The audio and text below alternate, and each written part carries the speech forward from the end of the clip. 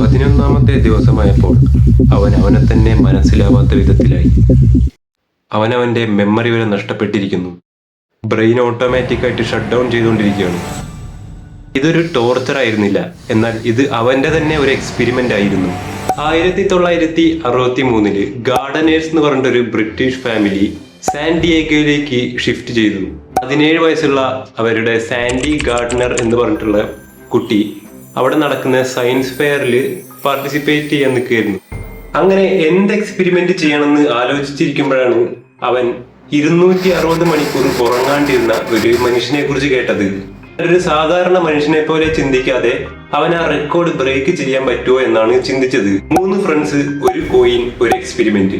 അങ്ങനെ ആ coin toss ചെയ്ത് കഴിഞ്ഞപ്പോൾ ഗാർഡനർ തോറ്റിരിക്കുന്നു. അങ്ങനെ ആ പരീക്ഷണത്തിന് വിധേയനായത് ഗാർഡനർ തന്നെയാണ്. കൂടെ അവന്റെ ഫ്രണ്ട്സ് മാക് അലിസ്റ്ററും ജോ മാർഷ്യാനോ എന്ന് പറഞ്ഞവരും കൂടെ ഉണ്ടായിരുന്നു. അങ്ങനെ 1963 ഡിസംബർ 28 ആ എക്സ്പെരിമെന്റ് തുടങ്ങുന്നു. ആ എക്സ്പെരിമെന്റ് തുടങ്ങി ആദ്യത്തെ 24 മണിക്കൂറും അയാൾ ഭയങ്കര എക്സൈറ്റഡ് ആയിരുന്നു, ഭയങ്കര ഹാപ്പി ആയിരുന്നു, എല്ലാം അടിപൊളിയായിട്ടാണ് പോയിക്കൊണ്ടിരുന്നത്. പക്ഷെ പിന്നെയാണ് കാര്യങ്ങൾ മാറാൻ തുടങ്ങിയത്. അങ്ങനെ ആദ്യത്തെ 2 ദിവസം കഴിഞ്ഞ് 3-ാമത്തെ ദിവസം എത്തി. അദ്ദേഹത്തിന്റെ ബ്രെയിന് ഗ്ലിച്ച് ചെയ്യാൻ തുടങ്ങിയിരിക്കുന്നു.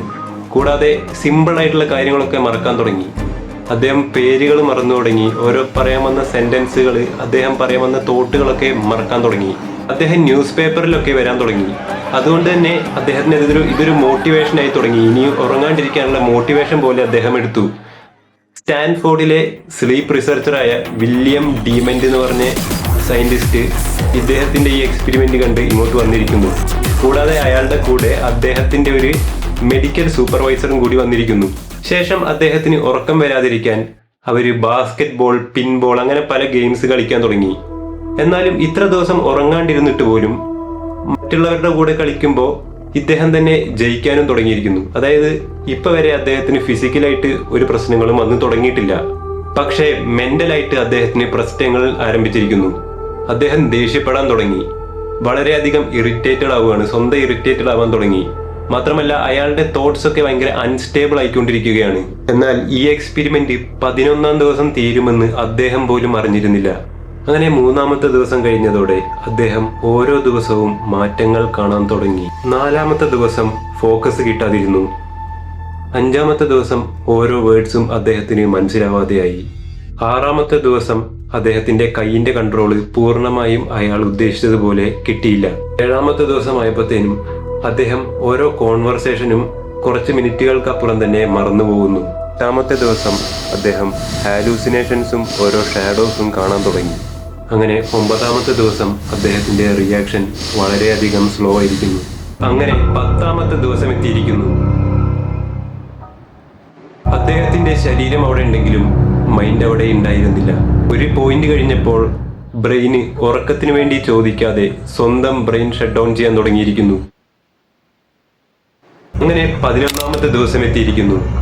ഉറക്കമില്ലാതെ 264 മണിക്കൂറുകൾ കടന്നുപോയിരിക്കുന്നു. അദ്ദേഹം പുറത്തേക്ക് ഇറങ്ങുന്നു. റിപ്പോർട്ടേഴ്സ് ഫുൾ അവരോട് ക്വസ്റ്റ്യൻ ചോദിക്കുന്നുണ്ടെങ്കിലും അദ്ദേഹത്തിനൊന്നും പറയാൻ പറ്റുന്നില്ല. അദ്ദേഹം വളരെ ഷോർട്ട് ടെമ്പറായിട്ട് വളരെ വേഗം തന്നെ ദേഷ്യപ്പെടുന്നു. അതായത് അദ്ദേഹം പതിയെ മെന്റലി ബ്രേക്ക് ഡൗൺ ചെയ്തുകൊണ്ടിരിക്കുകയായിരുന്നു. അങ്ങനെ 8 ജനുവരി 1964 വന്നിരിക്കുന്നു. അദ്ദേഹം ആ റെക്കോർഡ് ബ്രേക്ക് ചെയ്തിരിക്കുന്നു. 11 ദിവസവും 264 മണിക്കൂർ ഉറക്കമില്ലാതെ അദ്ദേഹം പൂർത്തീകരിച്ചിരിക്കുന്നു. ഇനിയാണ് അദ്ദേഹത്തിന്റെ കണ്ടീഷൻ നമ്മൾ അറിയേണ്ടത്. അദ്ദേഹത്തിന്റെ കൂടെയുള്ള ഡോക്ടേഴ്സ് അദ്ദേഹത്തെ നേവൽ ഹോസ്പിറ്റലിലേക്ക് പ്രവേശിപ്പിച്ചു. ഇതിന് എന്തെങ്കിലും വ്യത്യാസം വരുമെന്ന് തന്നെയാണ് എല്ലാ ഡോക്ടറും ചിന്തിച്ചിരുന്നത്. എന്നാൽ എല്ലാവരെയും ഞെട്ടിച്ചുകൊണ്ടാണ് ആ റിസൾട്ട് എല്ലാം വന്നത്. അദ്ദേഹത്തിന് ഫിസിക്കലി ഒരു പ്രശ്നവും ഉണ്ടായിരുന്നില്ല. എല്ലാം പെർമനന്റ്, പഴയതുപോലെ തന്നെ എല്ലാം പെർമനന്റ് ആയിട്ട് ഓക്കെ തന്നെയായിരുന്നു. പ്രശ്നങ്ങൾ തുടങ്ങുന്നത് കുറെ വർഷങ്ങൾ കഴിഞ്ഞിട്ടാണ്. അവസാനം അദ്ദേഹം ഉറങ്ങിയിരിക്കുന്നു. 14 മണിക്കൂർ അദ്ദേഹം ഉറങ്ങി. ശേഷം എഴുന്നേറ്റപ്പോ ചെറിയ ക്ഷീണം മാത്രമേ ഉള്ളൂ.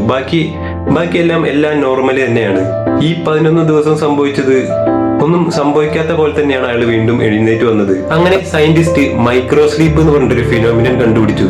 അതായത് നമ്മൾ പോലും അറിയാതെ നമ്മൾ എഴുന്നേറ്റ് നിൽക്കുമ്പോൾ തന്നെ നമ്മുടെ ബ്രെയിന് ഷട്ട് ഡൗൺ ചെയ്യുന്നതിനെയാണ് മൈക്രോ സ്ലീപ്പ് എന്ന് പറയുന്നത്.